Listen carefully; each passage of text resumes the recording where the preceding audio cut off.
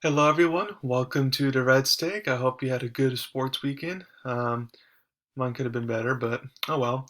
Um, we're gonna first off, I'm gonna go ahead and go over my Week 5 NFL takeaways. And remember, I do one, quick phrase, and then quick summary of each game. So let's start with the Thursday night football game. So the Rams versus Seahawks. The battle of the better finger. Both Stafford and Wilson um, injured one of their fingers during the game. The difference was Stafford was able to play through it, and then Wilson was not, meaning Wilson's injury is more serious now, as he's going to be out for at least a month. Therefore, since Stafford was able to play, they get the win. Apparently, like I said, Wilson might be out for a month. They're going to hope it's sooner. I'm not. We'll see about that. I think with the way Seattle's defense has been playing, like the Seahawks defense playing the Cowboys defense last year has been awful. So I feel like with Wilson being out for at least a month, I feel like there goes the Seahawks chance of making the playoffs. The New York Jets versus Falcons. Sir Pitts a lot. So Kyle Pitts, was a hyped up tight end in the draft, and in London of all places, Kyle Pitts finally shows his potential. He had 9 receptions, 190 yards, and a touchdown. I know the Jets defense is great, but with no Kevin Ridley, no Gage, so all you had was Cordell Patterson, and then who else was going to step up for Matt Ryan? And it turns out Pitts did just that. New Orleans Saints versus Washington. Had enough Heineke? Question mark. Reports say that even when Fitzpatrick is ready to play, they want to stick with Heineke, and that was actually Rivera's preferred choice to be the starter all along. Well, Heineke went 20-41, 49% completion, 0 touchdowns, 2 interception against a mediocre Saints defense. So I'm supposed to be convinced that Rivera's preferred choice, not to mention Fitzmagic got paid more and was signed up for a reason, was Heineke. Not buying that. Heineke is a perfect backup, one of the best backups, but not a start. Green Bay versus Cincinnati. Just make the next one. So on the windy day where the kickers were, just missing everything for some reason, even, veteran kicker Mason Crosby for the Packers was off. But it came down to a kick in the end. And, even if you miss a couple, if you just make the next one, then kind of erases everything beforehand. So for Crosby, since he made the last one to win it in overtime, kind of negates what happened before. But that was a very fun game. It's a good show game for Cincinnati that they can be legit. Detroit versus Minnesota. Close but no kneecaps. So Detroit once again was close after a furious comeback, but no kneecaps have been up today. I feel bad, for Coach Campbell. He was just crying his post game, and after that, they've been so close multiple times. Honestly, now I feel a little bit bad for them. Hopefully, one day they'll get lucky and win. Denver versus Pittsburgh. Recipe for success. So look at the stats here. Steelers were able to rush for 147 yards. Najee Harris 122. And then Big Ben, he had the bad fumble, but other than that, he had no picks. And the big part is he only threw 25 times. He was 15-25. Not 40 or 50 attempts like it's been, but 25. So when the O-line can finally play well and they can run the ball and the Big Ben doesn't have to throw more than 25 times a game, that is how the Steelers can win games. That's the recipe for success. Miami versus Tampa Bay, the king of the state. Out of the 3 teams, Florida Bucks get the nod here as they beat Miami. Now, neither played the Jags yet, but we know what happened there. Tom Brady has a thumb injury, but it's supposed to not be serious. So we'll see if that plays a role in the Thursday night football game. Philly versus Carolina. Darnold the imposter.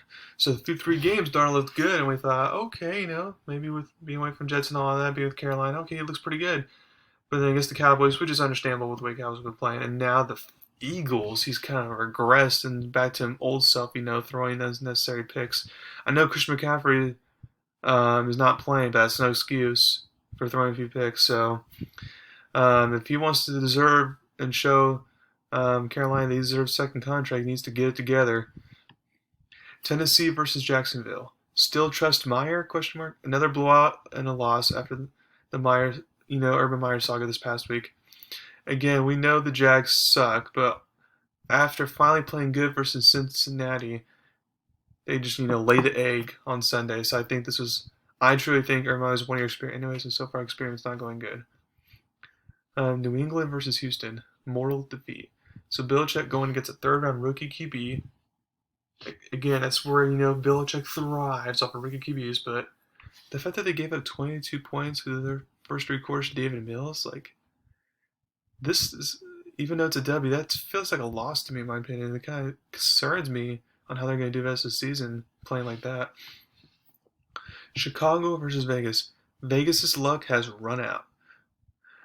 They got lucky to start 3-0, but things we were concerned about going into the season are coming to light now, and now Gruden's finally out, which I'll get more than that on a different podcast. But it'll be interesting how Vegas kind of bounces back. Cleveland versus Chargers. The difference. So Herbert in the fourth quarter leads his team to a comeback and the lead. Browns had two chances to win the game, one to ice it and then one to come back and win it. And Mayfield couldn't connect when it mattered most. So Mayfield, he's an okay QB. He's not bad. He's okay, but there's a difference between him and Herbert. And I bet the Cleveland GM is taking notes. 49ers versus Cardinals. Lance joins the rookie losing club. Trey Lance was not horrible per se besides the one pick, but definitely the inexperience showed, and rookies are now 5-14 overall. Fields only won with the win record so far, but one of those wins was against Detroit. And then for Mac Jones, one of those wins was against a fellow rookie. And in Houston, which is a bad team. So they're not doing good so far. Giants versus Cowboys. The Giant Cowboys. So despite the Cowboys being sloppy in the first quarter turnovers, they inserted the dominance. Now it helps to Saquon Barkley went down, Daniel Jones went down, other injuries, Galladay went down, but still, the Cowboys are continuing to assert their dominance, and it's pretty interesting to see how that all plays out going forward. Buffalo versus Kansas City. Chiefs lost their kingdom. Chiefs' kingdom, as they say, is a hard place to play. Well, they're 1-2 at home and have a losing record overall 2-3. The defense, to no surprise, is by now was a problem, but also the Chiefs' turnovers have been an issue as well, and that needs to be corrected. Now, I'm not hitting the panic button as far as them missing the playoffs. I think they're still going to make the playoffs. But as far as being those Super Bowl favorites, or even getting to the AFC Championship game, we can start pressing the panic button on that. Indianapolis versus Baltimore. Welcome to Jackson County. So Lamar Jackson started the game bad, but then in that mid-third quarter, and then obviously their fourth quarter overtime, he inserted his dominance when the Ravens needed most, and they get the win. Lamar Jackson, passing-wise, has definitely been a revelation this year compared to what I personally seen in the past. And if he continues to get better in that, the Ravens are going to be dangerous. So now I'm going to go over my top 5 college football takeaways. So my first takeaway is Bama lost. I would have not predicted that, and I didn't predict that. I thought Bama was going to win easily. But mainly because A&M had lost to Arkansas, but then not only that, they lost to unranked Mississippi State at home. So I was like, oh, there's no way. But it shows you that, in any game, you can get upset. So I'm happy that Alabama lost, because I don't like their dominance. So it's nice to see them lose. So now it makes it interesting because they have to win that, which means beating most likely Georgia in that SEC championship game if they want to make the playoffs, because 2-loss team has still yet to ever make the playoffs. 2, lots of close calls, but only 2 upsets. So besides Bama, the only other ranked team that was a favorite that lost, sadly, was my BYU Cougars. I can go on about why we blew that game, but I don't want to go into that. But there's a lot of close upsets. Michigan barely survives Nebraska. Notre Dame barely survives Virginia Tech. Ole Miss barely survives Arkansas. Oklahoma barely survives Texas. Like, so many close upsets. So hopefully get more next week. 3. We got some offensive fireworks this past weekend. Between that OU Texas game, Arkansas, Ole Miss, Alabama, and A&M, etc. It was just fun to watch a lot of good offensive games this week. And what's interesting is that, based off my top 10 games for this upcoming week, which I'll reveal in a different podcast, I think this week's going to be a little more for defenses to shine. But it's nice to see a lot of offenses get their firepower here. 4. My Vegas line disagreements went badly this week. I was only 1 of 3, and I predicted Georgia blew out Auburn, but I was wrong on the um, on picking Bama and Michigan to cover. That was clearly not the case. I'll try to do better this upcoming week. And then 5th is the playoff picture is still quite up in the air. So it's nice that the halfway point we still don't have that idea of the 4 playoff teams or the order they're in. It's nice, that Cincinnati could be in, Iowa could be in, Penn State if they win out could still be in, Ohio State if they win out could still be in, Michigan State, basically all that Big Ten in general. Oregon if they win out they could still get in potentially. Oklahoma if they win out they'll be in, but even if they have one loss could they still potentially be in. So it's still nice to see all that up in the air. Because so far the only locks at this point is Georgia. So that's that. So now finally I want to do talk about John Gruden and his dismissal / him resigning. They parted ways. For me, I didn't write down any notes about it. Kind of go with kind of wing it basically. But for me, obviously, when they have those promoting stop racism, and we should not be having racism in general, and all those comments that John Gruden said was not okay. And even though he apologized, it's kind of sorry the damage is done type of thing. I'll be surprised if he gets another NFL head coaching job. We'll see how that works. But to be honest, though, yeah, even though he deserved to be fired, but it's not only because of those emails and his racist remarks. It's because he's not a good coach. I know he won the Super Bowl back in 2002.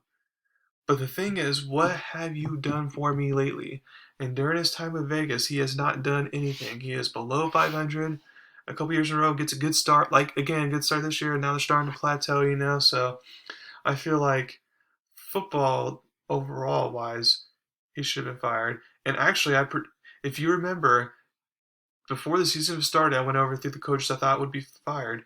John Gruden was one of my top choices to get fired this year. And sure enough, I was right. Now, it was for more different reasons than I thought it was going to be, but still. Good luck to John Gruden, but for Vegas, it's better, and it'll be interesting to see what coach they hire in the future. Also, something quick that came out this morning is that Brooklyn owner made a statement, basically, and he said that Kyrie will not be able to participate unless he gets vaccinated. So he doesn't want this part-time stuff. Oh yeah, you can play your road games, or yeah, you can practice. No, I don't want any of that. You're either all in or you're all out. Sorry about that, but as I was saying about Kyrie Irving, I think it's interesting that the Nets are doing this because the NBA, can't mandate it because of the players union and all that, but apparently the team can do what they want. The team's saying, sorry, Kyrie, you got to be vaccinated, else you're not participating with us this fall. So now it makes it interesting. Does Kyrie say, okay, now I'm finally fine with a trade to maybe a couple of locations? Is KD saying, okay, he's my guy, but fine, I'm going to let him go? Or does he decide to just hold out? It's kind of interesting all the different scenarios that could happen here. Or could he just, be like Andrew Wiggins saying, fine, I'll get the vaccine type of thing. So it'll be interesting to see what happens here. I'm pro-choice and all that, as far as, getting the vaccine or not, but everyone has their free will. But it'll be interesting to see with the statement what Kyrie decides to do. So thank you very much for listening to my podcast today. Please subscribe to my channel to learn about me. Thank you very much. You have a wonderful day.